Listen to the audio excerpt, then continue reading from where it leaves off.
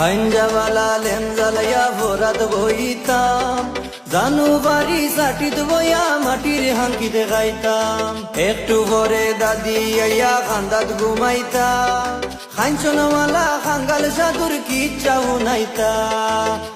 ইদিনা রাইবনি বয়া বয়া জিনগুনি, গাজি কালর বুদ্ধি পরা দাদার মুখ হুনমুনি। হর মুতরা বাতা দিয়া কত বাঁশি বাজাইতাম, টালি গোটা দিয়া কত খেড়ি খেলাইতাম। সলদা গাতিক তিক খনে বন্ডি গুল্লা খেলা, রঙ্গে ডঙ্গে গান গাইয়া সময় কাটতো বালা।